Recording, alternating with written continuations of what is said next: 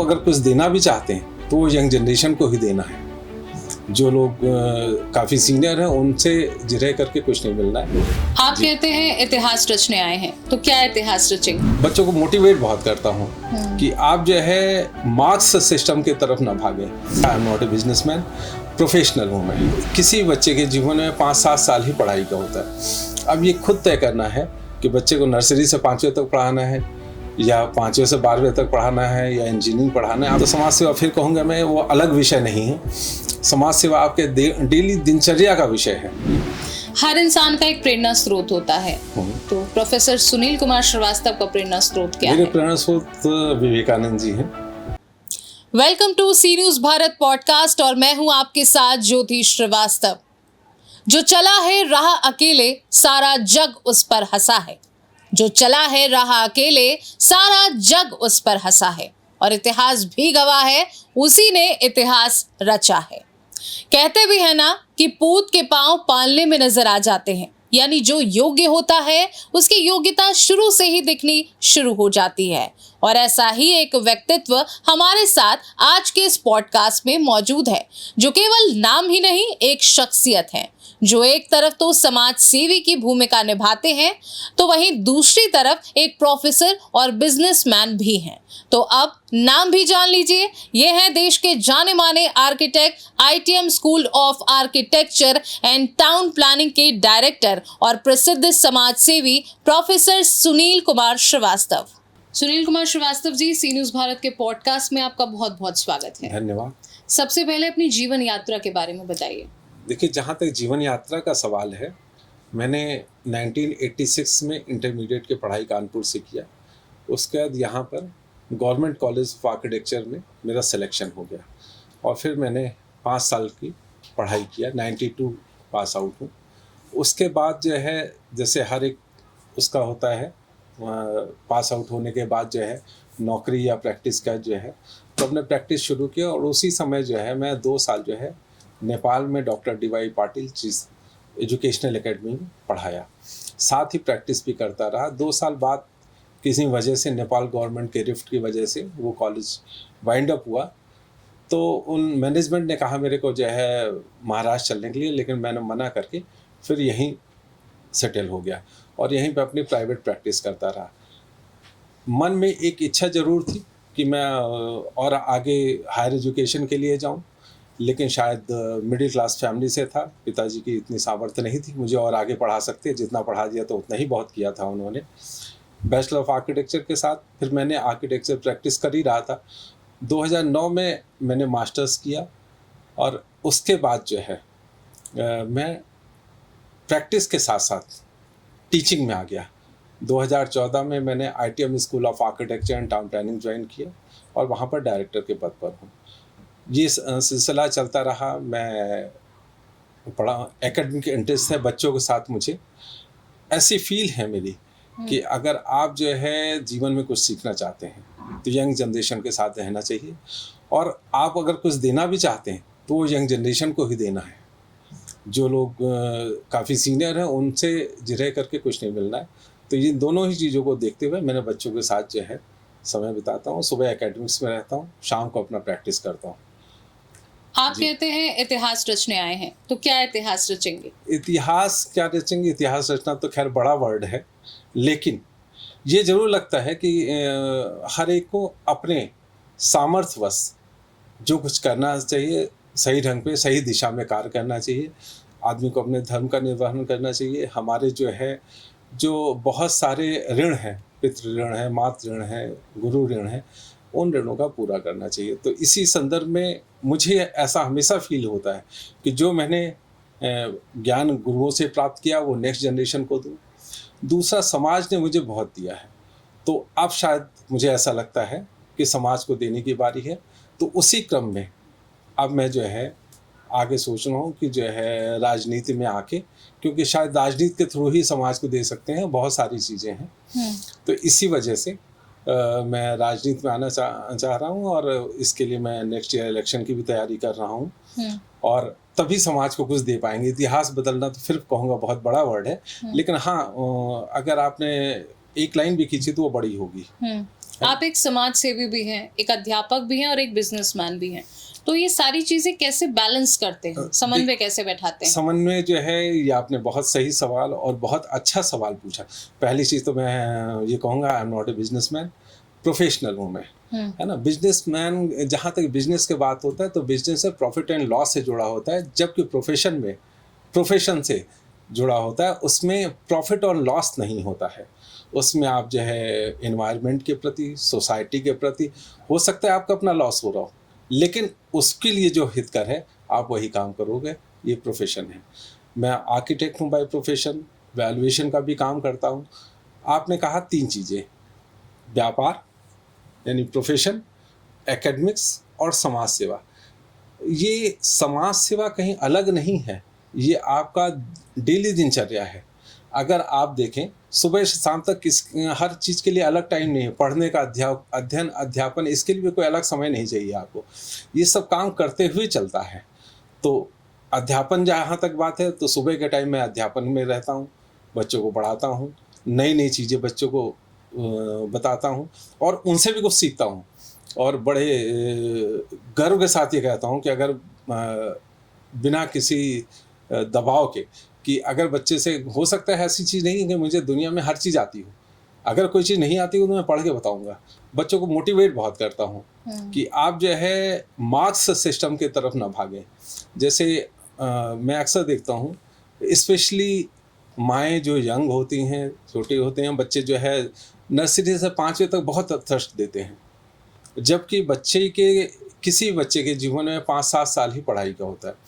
अब ये खुद तय करना है कि बच्चे को नर्सरी से 5वीं तक पढ़ाना है, या 5वीं से 12वीं तक पढ़ाना है, या इंजीनियरिंग पढ़ाना है। आप अक्सर देखते हो कि बहुत सारे रूरल बैकग्राउंड के बच्चे आईएएस बन जाते हैं। शायद उनको जब जिस समय एहसास हुआ कि हमें पढ़ना है।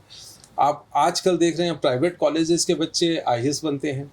तो आप अंदाज लगा लिए, जो बच्चा जो है गवर्नमेंट कॉलेज में जिसका सिलेक्शन नहीं हुआ, तो वो बहुत अच्छे आईक्यू का नहीं हुआ, है ना, बहुत तेज नहीं है बच्चा, लेकिन जिस दिन उसको रियलाइज़ हुआ कि मुझे पढ़ना है, तो उस दिन वो पढ़ना शुरू कर देता है।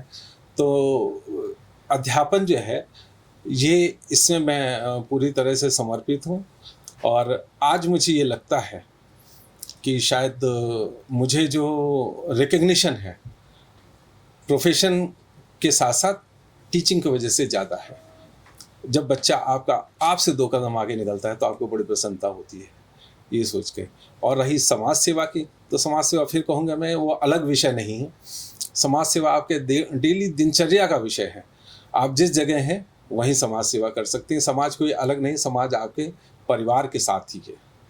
आखिर आर्किटेक्चर को ही अपना आधार क्यों बनाया, जबकि आपके समय में इस क्षेत्र में बहुत कुछ नहीं था? सच है, आपने बिल्कुल सही कहा, ये 100% सही है। जब मैंने आर्किटेक्चर किया तो उस समय आर्किटेक्चर मतलब बैचलर ऑफ आर्किटेक्चर और एक आईटीआई होल्डर, दोनों के बीच में डिफरेंस बहुत सारे लोग नहीं जानते थे। आपको जो है एक कॉमन था कि सभी जो है आपको इंजीनियर साहब कहना ज़्यादा पसंद करते थे। जब भी हम कहें कि आर्किटेक्ट हो, तो आर्किटेक्ट इंजीनियर जो है, या नक्शा नवीस, इस तरह के, लेकिन वो समय था। अच्छा, दूसरी चीज़ जो है, आपने कहा कि आर्किटेक्चर क्यों प्रेफर किया।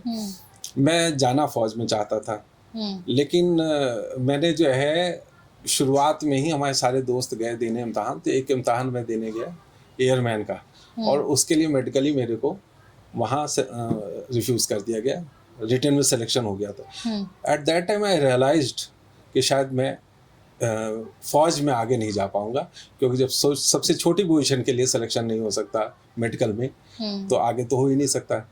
तो I don't have any other option except engineering. तो मैंने इंजीनियरिंग के लिए दिया, और इंजीनियरिंग के साथ साथ आर्किटेक्चर पे, that is why I joined the architecture.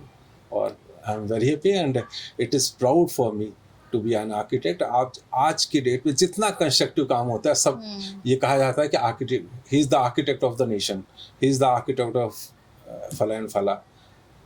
That's आपकी एक पहचान समाज सेवी के रूप में भी है, जैसे कि अभी पहले जिक्र हुआ। तो ये समाज सेवा की ये जो भावना है, ये जागृत कैसे हुई? देखिए, जो समाज सेवा की भावना जो है, ये मुझे लगता है ये इनबॉर्न होती है। आपका जो फैमिली बैकग्राउंड होता है, उसी में कल्पित होता है। वहीं से आपको मिलता है कि आप जो है अलग से बाई फोर्स समाज सेवा नहीं की जा सकती है। ये हो सकता है कि दिखने में कभी किसी लेवल पे, जैसे आप का दायरा छोटा होता है तो आप छोटे में करते रहते हैं, तब तक लोग वो नज़र नहीं आता है। जैसे जैसे आपका दायरा बड़ा होता जाता है तो वो लोग अप्रिशिएट करने लगते हैं, ज़्यादा लोग, तो ये दिखने लगता है कि हाँ आप समाज सेवा में हैं। जब तक छोटा रहता दायरा किसी को पता नहीं होता, इसलिए आपको सोशल रिकग्निशन उस तरह से नहीं होती। शायद यही वजह है कि आज लोगों को दिख रहा है कि मैं समाज सेवा कर रहा हूँ, जबकि ऐसा है नहीं। हर इंसान का एक प्रेरणा स्रोत होता है, तो प्रोफेसर सुनील कुमार श्रीवास्तव का प्रेरणा स्रोत क्या मेरे है? प्रेरणा स्रोत विवेकानंद जी हैं। मैं आज भी बड़े गर्व के साथ कह सकता हूँ कि उन्होंने उस समय पूरे वर्ल्ड में भारत का डंका पीटा था जब भारत देश गुलाम था। जाके आज भी और हमेशा वही रहेंगे मेरे प्रेरणा स्रोत। एक समाज सेवी और एक नेता के रूप में आप अपने आप को कहाँ देखते हैं?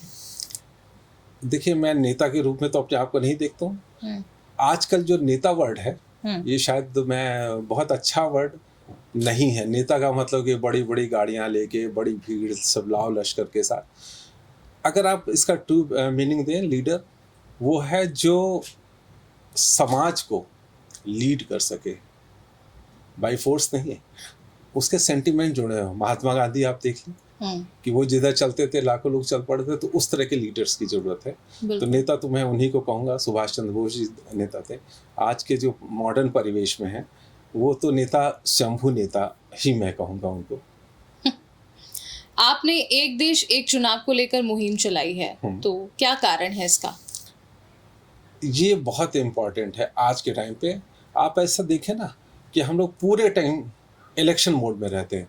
कभी एमएलए का इलेक्शन है, कभी एमपी का इलेक्शन है, कभी इस जगह कहीं, और पूरे इलेक्शन मोड में रहने की वजह से जो हमारे देश का डेवलपमेंट होना चाहिए वो नहीं हो पाता है। आप कभी यूपी का इलेक्शन, आप सेंट्रल गवर्नमेंट ले लें, कभी यूपी का होगा, कभी बिहार का होगा, कभी गुजरात का होगा, वो पूरे टाइम इलेक्शन मोड में रहते हैं।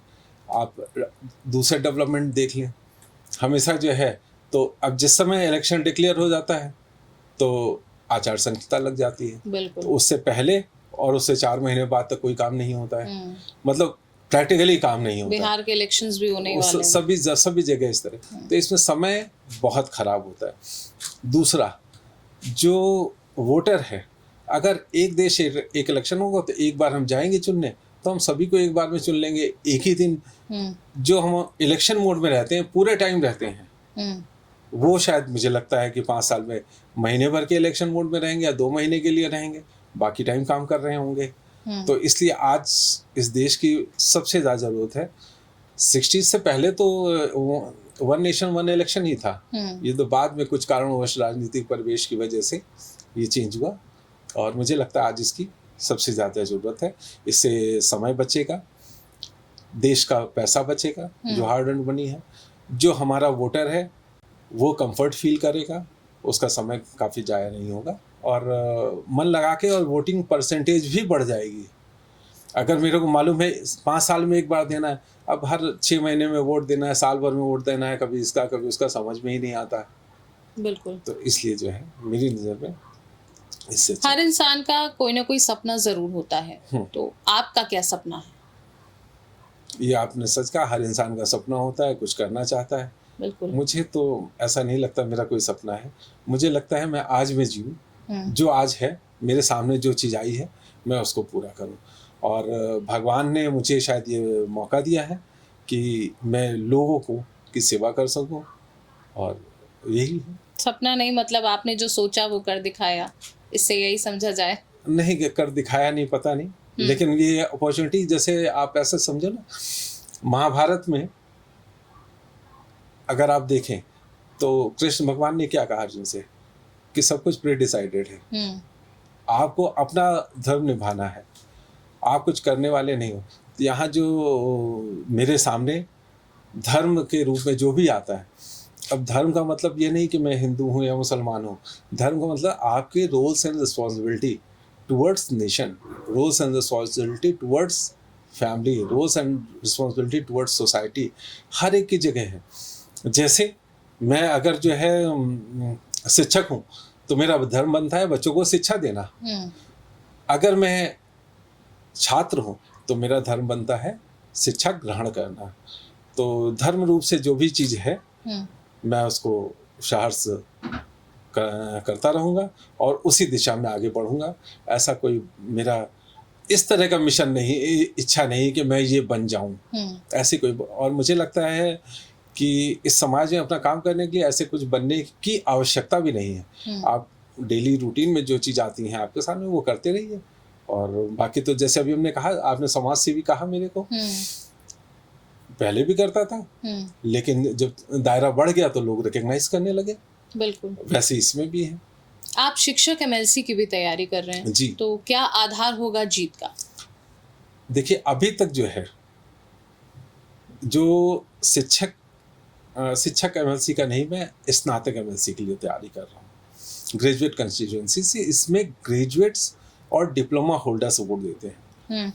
अगर आप पिछले 8-10 इलेक्शन जब से हो रहे हैं आप देखें तो ये पूरा इलेक्शन एक तरह से मैं कहूँगा सिंडिकेट की तरह, जिनके 10-15 स्कूल की ब्रांचेज हैं वो लोग खड़े हो जाते हैं और अपने ही टीचर्स को, अपने यहाँ जो स्टूडेंट्स हैं उनके पेरेंट्स को बना के और आपस में लड़के वो जीत जाते हैं। और उनका ध्येय समाज की सेवा या स्नातक जो हैं उनकी परेशानी या डिप्लोमा होल्डर्स हैं उनकी परेशानी नहीं है। उनका ध्येय बड़ा क्लियर है कि उन्हों अपना एक एमएलसी लिखना है और वो उसमें सक्सेसफुल हैं। इस बार इलेक्शन में मैं तैयारी कर रहा हूँ और मैं समाज के हर वर्ग को, वो एजुकेशनल इंस्टीट्यूट्स हो, आर्किटेक्ट फ्रेटर्निटी हो, एडवोकेट फ्रेटर्निटी हो, व्यापारी वर्ग हो, हर एक को टच कर रहा हूँ। और मेरा जो सोच है वो अगले 1.5 साल में मैं इसको पब्लिक डोमेन में ले आऊँगा। इतना मैं प्रचार प्रसार करूँगा, खुद ही जा रहा हूँ हर जगह में, हर जिले में जा रहा हूँ और काफ़ी मुझे सफलता भी मिल रही, काफ़ी सहयोग मिल रहा है। बड़े सारे लोग मुझे जो है, मतलब आप समझिए कि जितना सोच नहीं सकता हूँ मैं, उतना प्यार मिल रहा है मुझे, हर तरह से लोग सपोर्ट कर रहे हैं। तो हम अगले 1.5 साल में इसको पब्लिक डोमेन में ले आएंगे ताकि अगले जब भी इलेक्शन हो तो ये एसी रूम के अंदर बैठ के ना हो पाए इलेक्शन, सभी को मालूम हो। और जब मालूम होगा तभी कुछ ग्रेजुएट्स या डिप्लोमा होल्डर्स की भलाई का काम हो पाएगा। आपके मुताबिक आज की राजनीति में क्या कमी नजर आती है? देखिए, जो राजनीति है, अगर आप राजनीति देखें तो आज राजनीति लोग नहीं कर रहे हैं। आज जो है मैं ये कहूँगा, किसी समय में लोग नेता बनाते थे, आज लोग खुद कहते हैं मुझे नेता बना दो। उसके लिए जो चाहिए, तो राजनीति का ओवर द पीरियड क्रिमिनलाइजेशन हो गया। काफ़ी सारे लोग आ गए और वो शायद उस समय की ज़रूरत रही होगी, लोगों ने अपने सपोर्ट, अपना पक्ष रखने के लिए लोगों को साथ में रखा। कुछ दिन बाद दे रियलाइज्ड कि मेरी वजह से नेताजी चल रहे हैं तो हम ही इलेक्शन लड़ते हैं। और आज राजनीति में आप देखिए ना, कितने सारे लोग जो हैं राजनीति में, अगर हर एक का बायोडाटा आज तो पब्लिक डोमेन में है, बहुत सारे लोग के ऊपर FIR है, कहीं कुछ है। तो राज सेवा करना जो है, आज राजनीति एक व्यापार बन चुका है। और राजनीति जबकि समाज की सेवा, देश की सेवा के लिए होना चाहिए। तो ये सबसे इम्पोर्टेंट है। हाँ, अभी ये नहीं, हमारे प्रधानमंत्री हैं, मुख्यमंत्री हैं, वो तो शायद मुझे लगता है कि अपवाद हैं, जो पूरी एनर्जी से, पूरी तरह से देश की सेवा में लगे हुए हैं। बिल्कुल। आपका हमारे साथ इस पॉडकास्ट में जुड़ने के लिए और अपनी यात्रा से जुड़ी तमाम जानकारी शेयर करने के लिए बहुत बहुत धन्यवाद। तो आज हमने देश के जाने माने आर्किटेक्ट और प्रसिद्ध समाज सेवी प्रोफेसर सुनील कुमार श्रीवास्तव से खास बातचीत की। यहाँ हमने जाना उनके व्यक्तित्व के बारे में, उनकी सोच के बारे में, जो बताती है कि सच में प्रोफेसर सुनील कुमार श्रीवास्तव इतिहास ही रचने आए हैं। तो देखते रहिए सी न्यूज़ भारत पॉडकास्ट के साथ, क्योंकि हम लाए हैं आपके लिए बिल्कुल खास और अलग अंदाज के साथ। नमस्कार।